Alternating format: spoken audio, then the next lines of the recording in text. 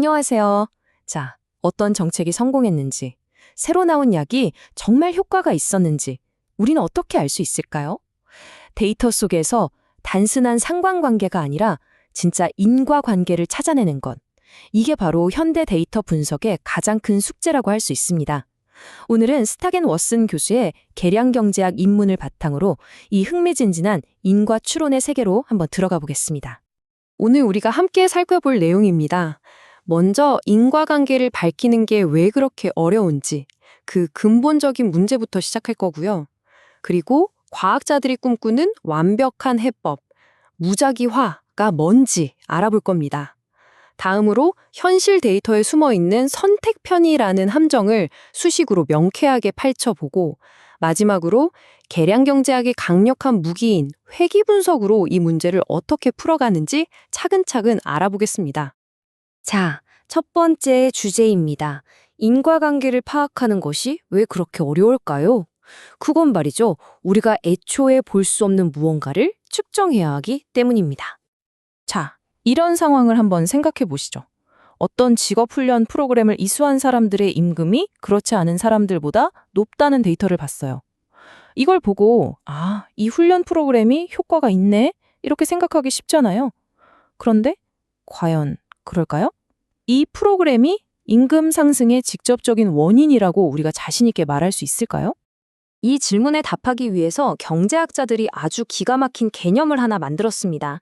바로 잠재적 결과라는 건데요. 지금 이 설명을 듣고 있는 바로 여러분을 예로 들어볼게요. 여러분에게는 두 개의 다른 미래가 잠재적으로 존재합니다. 하나는 직업 훈련을 받은 여러분의 미래, 또 다른 하나는 받지 않은 여러분의 미래죠. 이 두 가지 가능성이 동시에 존재한다고 상상하는 겁니다.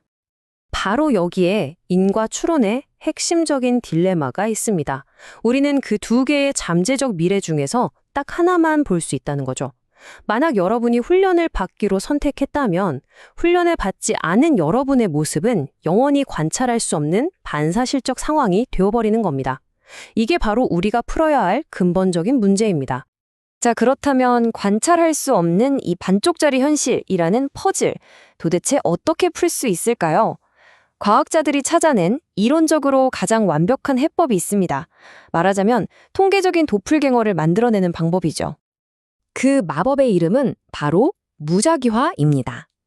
사람들을 완전히 무작위로 말 그대로 동전 던지기를 해서 처치 집단, 즉 훈련을 받을 그룹과 통제 집단, 훈련을 받지 않을 그룹으로 나누는 겁니다.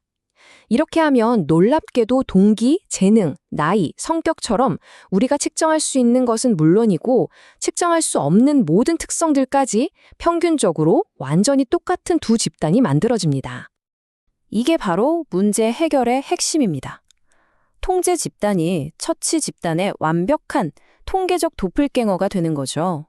다시 말해서 훈련을 받은 사람들이 만약 훈련을 받지 않았더라면 어땠을까 하는 그 반사실적 상황을 통제 집단이 우리 눈앞의 데이터로 딱 보여주는 겁니다. 관찰 불가능한 것을 관찰 가능하게 만든 거죠. 정말 기발하지 않나요? 하지만 현실 세계에서 우리가 마음대로 사람들을 실험에 참여시킬 수는 없잖아요. 윤리적으로나 비용적으로나 문제가 많죠. 이렇게 완벽한 실험이 불가능할 때 우리가 흔히 하는 단순 비교가 왜 위험한지 그 이유를 수학적으로 한번 들여다보겠습니다. 자, 이 수식이 모든 걸 말해줍니다. 복잡해 보이지만 한번 같이 해부해보죠. 먼저 왼쪽은요, 그냥 우리가 데이터에서 보는 거예요. 훈련 받은 사람들 X는 1의 평균 임금에서 훈련 안 받은 사람들 X는 0의 평균 임금을 뺀 값. 아주 단순한 차이죠. 근데 문제는 이 값이 두 덩어리의 합이라는 겁니다. 오른쪽 첫 번째 항, 이게 바로 우리가 정말 알고 싶은 순수한 프로그램 효과, 진짜 배기 효과입니다. 그리고 그 뒤에 더해진 두 번째 항, 바로 이 녀석이 모든 문제를 일으키는 선택 편의라는 불순물입니다. 이 선택 편의라는 게 대체 뭘까요? 아주 간단합니다. 예를 들어 원래부터 더 의욕이 넘치고 성공할 확률이 높은 사람들이 알아서 직업훈련 프로그램에 지원했다고 생각해 보세요. 그럼 우리는 의욕 넘치는 훈련받은 사람과 그냥 평범한 훈련 안 받은 사람을 비교하게 되죠. 애초에 출발선이 다른 겁니다. 이건 사과와 사과를 비교하는 게 아니라 사과와 오렌지를 비교하는 꼴이죠. 무작위 배정은 바로 이 비교 대상을 다시 사과와 사과로 만들어주는 마법이었던 거고요.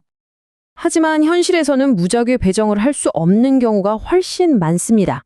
바로 이럴 때 계량 경제학과 회귀 분석이 구원투수로 등판하는 겁니다.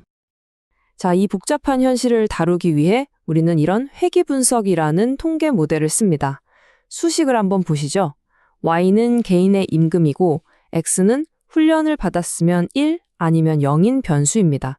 여기서 우리가 가장 궁금한 건 바로 저 베타1인데요.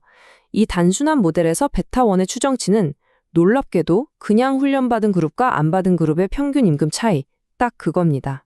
앞에서 봤던 그 단순 비교를 수식으로 표현한 것뿐이죠. 그리고 저 UI는 임금에 영향을 주는 그 외의 모든 요인들을 담고 있는 오차항이고요.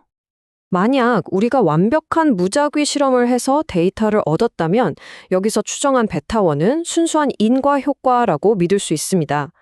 하지만 현실의 관찰 데이터로 얻은 베타1은 아까 말했던 그 선택 편의라는 진흙탕에 오염되어 있을 확률이 아주 높습니다.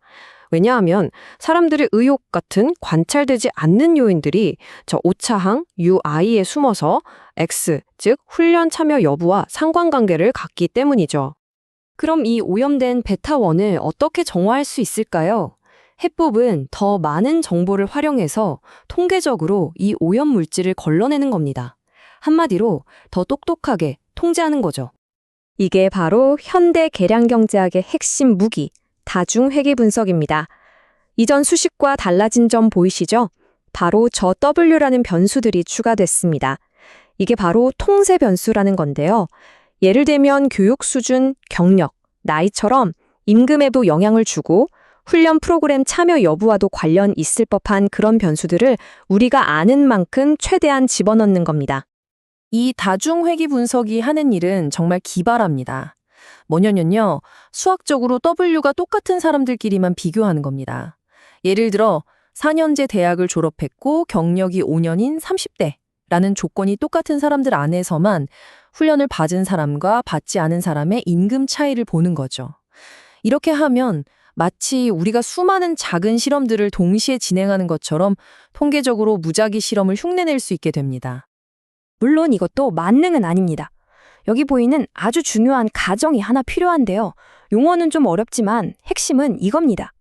우리가 모델을 추가한 이 통제 변수들 W가 선택 편의를 유발할 만한 중요한 차이점들은 거의 다 설명해주고 있다라는 강한 믿음이 있어야 합니다.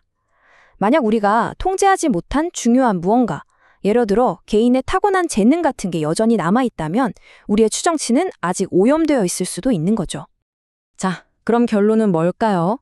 진짜 무작위 실험을 하든 아니면 교육이나 경력 같은 변수들을 통제하는 영리한 다중회귀 분석을 사용하든 이 모든 노력의 목표는 결국 단 하나입니다.